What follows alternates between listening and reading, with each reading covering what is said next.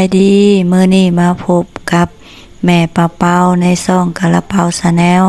ก่อนอื่นแม่อยากบอกว่าเมนูนี้เกิดขึ้นได้ย้อนว่าเลิกเวียกค่ำฝนกระตก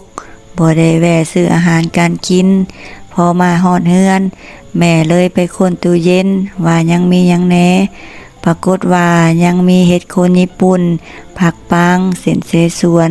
หรือที่หลายๆคนเอิ้นว่าเส้นดำแถม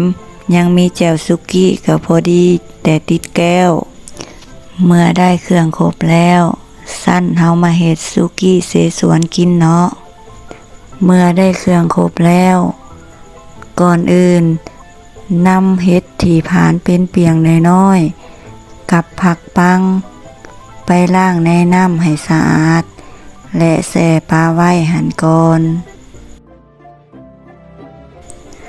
จากนั้นเฮาก็มาตั้งหม้อ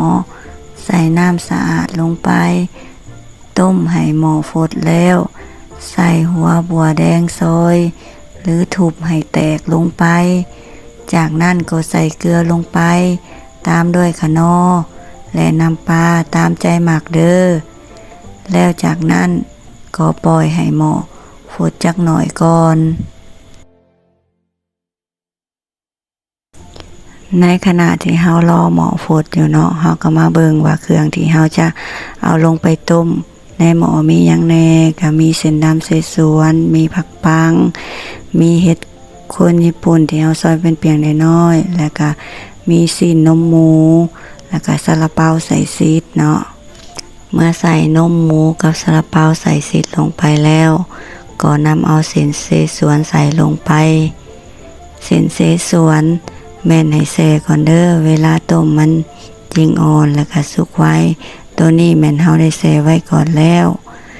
จากนั้นก็เอาเห็ดลงเอาผักปังลงไปพร้อมกันเลยปล่อยไว้จนหม้อฟดจะเห็นว่าผักก็เริ่มสุกและยุบลงต้มต่อไปเรื่อยๆก่อนเด้อ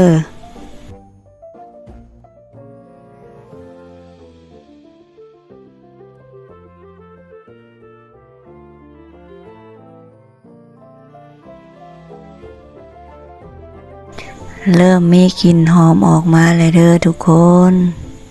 เมื่อมีกลิ่นหอมออกมาเฮาจึงเริ่มคนให้เข้ากันพร้อมสังเกตเบิ่งว่าทุกอย่างที่อยู่ในหม้อเริ่มสุกแล้วบ่ถ้ายังบ่สุกคักก็ให้ต้มไปเรื่อยๆจนกว่าจะสุกดีสำหรับแม่เองแม่นมักผักแบบเปื่อยๆมันเป็นความมักส่วนตัวเด้อเมื่อสุกดีแล้วก็ชิมรสชาติเบิ่งก่อนเด้อถ้าคักในใจแล้วก็ปิดไฟถอกใส่ถ้วยพร้อมเสิร์ฟตอนถอกออกมาในกลิ่นหอมหอมรู้สึกหิวทันทีเลยเมื่อถอกใส่ถ้วยแล้วเฮาก็เทแจ่วสุกี้ลงไปแล้วก็คนให้เข้ากันแล้วนำไปรับประทานได้เลยเด้อทุกอย่างก็ถือว่าสำเร็จแล้วเด้อสำหรับเมนูนี้เฮาสามารถปรับตามความเหมาะสมได้เด้อเป็นต้นว่าน้ำซุปใส่น้ำสะอาดน้ำต้มลูกชิ้นก็ได้สามารถใส่ไข่ใส่ซีนงัวหมูไก่ทะเลฮอทดอกปูอัดเอาตามที่เฮามีเด้อ